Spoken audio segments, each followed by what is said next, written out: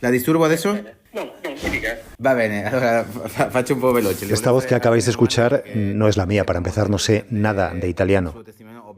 El que está preparando la grabadora para hacer una entrevista es Daniel Verdú. Es el corresponsal del País en Italia, que hace unos días charlaba allí, en ese país, con el virólogo Andrea Crisanti. Un po' le misure, ¿no? Mira, Andrea Crisanti es un profesor de parasitología molecular del Imperial College de Londres. Ci sono sufficienti informazioni. Y además es experto en el tratamiento de la malaria y director del laboratorio de virología de la Universidad de Padua. El hecho de estar ahí hizo que le llamasen cuando explotó el segundo foco más importante de Italia, a finales de febrero, más allá de Lombardía, en Véneto, en un pequeño pueblo de 3.000 habitantes que se llama Po Euganeo. Empezaron a tener bastantes casos. Y este hombre se fue para allá y puso en marcha un sistema, digamos, de detección y tratamiento bastante revolucionario, entre comillas, que dio muchos frutos y que luego se ha aplicado a toda la región. Y consiguieron resultados, digamos, comparativamente mucho mejores respecto a lo que se estaban haciendo en otros sitios sin ese tipo de test. Sí, totalmente. Pero fíjate, en Lombardía han muerto unas 12.000 personas ahora mismo y en Véneto creo que están poco más de 1.000. Hoy empezamos el episodio con Daniel Verdú porque en su conversación con Crisanti apareció uno de los asuntos de los que se habla estos días, el pasaporte de inmunidad, que entre otros sitios lo están proponiendo en Cataluña. Es un certificado tecnológico, una aplicación que nos podríamos bajar en el teléfono, que dice si estamos sanos, si estamos infectados, curados, que permitiría rastrear nuestros movimientos, los contactos que tenemos, que nos daría acceso a sitios en función de si somos o si no somos inmunes a la enfermedad. Crisanti te decía, Dani, que esto no le gustaba nada, ¿no? Él, en los estudios que hizo en este pueblo, o una de las cosas que observó, sin llegar a ninguna conclusión, es que muchos de los positivos, muchos de los enfermos tenían un positivo larguísimo, incluso después de no tener síntomas, 50 días después seguían dando positivo. Y eso a él le hace pensar y ser muy rotundo la idea de que el carnet de la inmunidad, que la propia inmunidad no se puede dar por descontada en este virus, ¿no? La inmunidad y por consecuencia tampoco la vacuna. Él en ese sentido es muy pesimista. Y bueno, él siempre ha sido un gran opositor a esta idea de hacer un pasaporte inmunitario. De hecho, nosotros titulamos por ahí la entrevista, él decía que es una estupidez enorme. Sembra veramente una cosa destituida di ogni fondamento. Los problemas no son solo científicos, están también los límites éticos y los legales. Vamos primero con estos últimos. Bueno, en primer lugar, lo que sorprende es la rapidez con la que se quiere implementar. Pere Simón es profesor de Derecho Constitucional de la Universidad Internacional de La Rioja y es también consultor en temas de cumplimiento normativo. Pere, para hacerlo bien, ¿qué pasos habría que dar? ¿Por dónde habría que conducirlo? El Reglamento General de Protección de Datos, que es la normativa europea que tenemos a día de hoy, respecto de los datos biométricos y de los datos de salud, en realidad lo que hace el reglamento es prohibirlo, salvo que se den una serie de circunstancias. Y ahí hay una excepción específica, que es cuando de lo que se trata es de tratar datos frente a amenazas graves para la salud o en el ámbito de la salud pública. Con lo cual, digamos que sería viable dentro de la normativa actual. Lo que sucede es que tendríamos que respetar todos los principios de la protección de datos, que son muchos, y específicamente porque estamos hablando de un tipo de aplicación que ya no solo estamos hablando de datos de salud, sino que estamos hablando de que se relacionaría, digamos, todos los datos que tenemos pues, en nuestros equipos móviles, ¿no?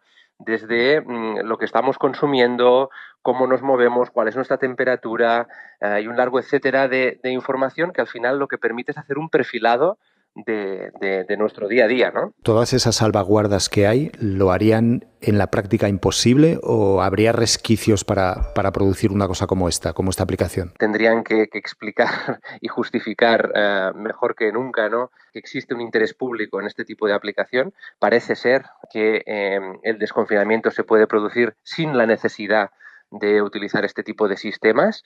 Si tienes otras fórmulas o otras vías para alcanzar el mismo resultado, pues probablemente deberás usar aquellas que son más, digamos, garantistas con los demás derechos, ¿no? Si un gobierno lo consiguiese hacer legal, ¿lo podría convertir en obligatorio para los ciudadanos de ese país? Bueno, digamos que la idea en realidad sería hacerlo obligatorio. Deberíamos seguir estando en estados excepcionales como estamos a día de hoy con el estado de alarma, ¿no? Tampoco sé cómo imaginarme la manera de aplicar esa obligatoriedad al ciudadano, porque salir a la calle te puede parar la policía, pero obligarte a descargar una aplicación en tu teléfono móvil para que tus datos estén ahí, ¿cómo haces eso? Efectivamente, es que sería realmente complejo.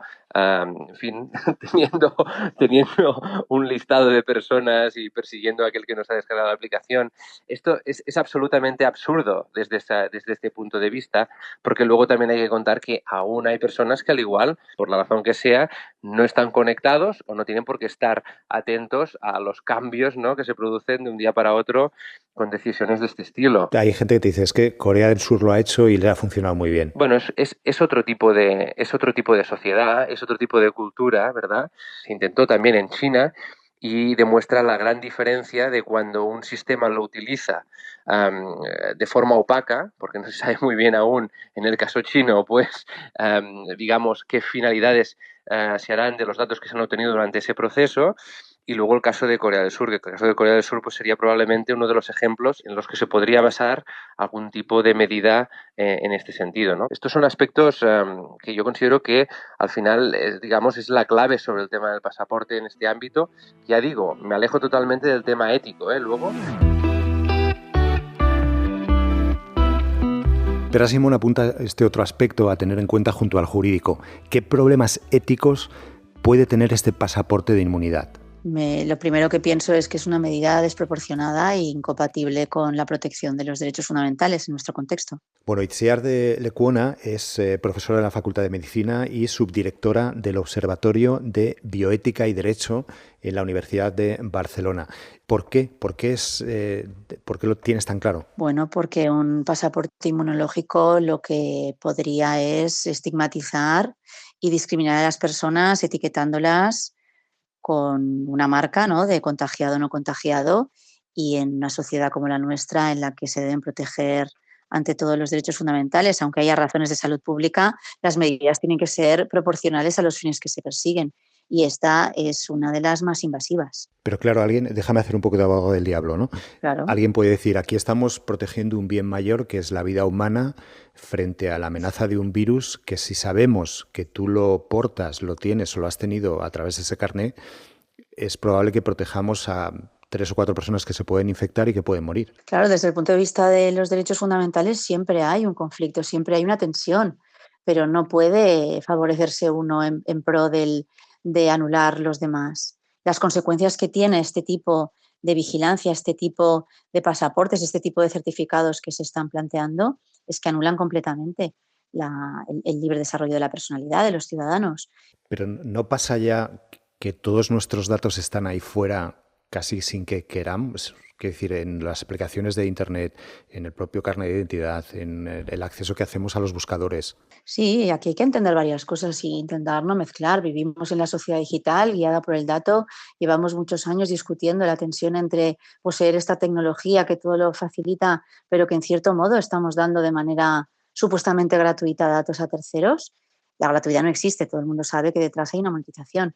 Pero es que ahora estamos discutiendo tomar medidas que deben ser además tomadas por parte de los estados y que en una situación tan grave como es esta situación de pandemia, en la que habrá que tomar medidas que van a restringir ciertos derechos, lo vuelvo a repetir, no podemos anularlos y no podemos caer en este engaño de que, bueno, nuestros datos ya están ahí. No, nuestros datos no están ahí. Nuestros datos, precisamente, cuando hablamos de datos de salud, de datos que requieren una especial protección, especiales categorías de datos genéticos, están en bases de datos protegidas dentro del sistema público.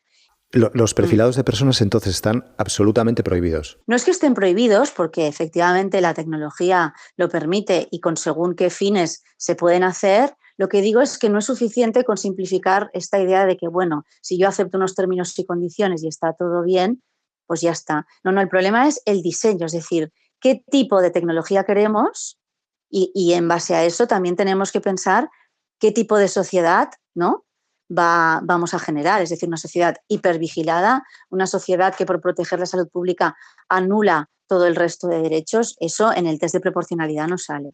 Cuando imaginas una alternativa ética que permita el rastreo de personas, ¿cuál podría ser? Imagino una alternativa más ética en tanto en cuanto se establece un canal de comunicación entre el afectado y la administración pública sin intermediarios, sin interferencias. Y si tiene que haber terceros, tenemos que cerrar las condiciones más garantistas, porque es sobre lo que yo investigo y lo que realmente nos tiene que preocupar, ¿no? Que el desarrollo y la convergencia de tecnologías, inteligencia artificial, big data, biometría y desarrollo de aplicaciones, pues tiene muchas ventajas, pero también abre mercados disfrazados de buenas intenciones, tanto en investigación como en innovación. La tecnología tal como está permite saber absolutamente todo de ti. Entonces, para evitar esta invasión en la intimidad, habría que empezar como a deshacer el camino. Y eso es lo que yo veo difícil, pero sí que creo que puede haber un sistema garantista, entendiendo que no puede haber liberación de datos a terceros para que seamos discriminados en el futuro. Yendo hacia atrás, si el rastreador es un ser humano en vez de una máquina, ¿eso, digamos, solucionaría algún problema ético? Para hacer estos rastreos necesitas programar y necesitas corregir los algoritmos y necesitas que al final un médico interprete esa información. Por ejemplo, pensábamos, pues ir a atención primaria, ¿no? Los centros de atención primaria, que sean aquellos que recojan esta información y que nos den los consejos o que tomen las medidas. Esta es una solución, quizás es más analógica, pero es una solución menos invasiva, ¿no? Porque además todo esto, cuando llega para quedarse. Instalarse una aplicación implica que entra en tu teléfono y todos sabemos lo que pasa cuando una aplicación se instala en nuestro teléfono. ¿Tú crees que por lo que se está planteando y por el momento en el que estamos, esto va a prosperar? Tenemos que construir la solución desde el marco legal. Y esto es lo que nos está pasando. Nos estamos centrando demasiado en la tecnología y olvidando ese corsé que son los derechos que están ahí para algo. Pero creo que felizmente si estamos repensando esta cuestión, pues podemos llegar a tener un sistema garantista, asumiendo que siempre va a haber riesgos. El riesgo cero no existe. Esto es Crónicas de un virus. Soy Carlos de Vega. En los mandos técnicos y en la edición está José Juan Morales. Tenemos un correo electrónico al que nos podéis escribir, es audio@elpais.es. Queda un día menos, mañana pasarán más cosas. Gracias por escuchar.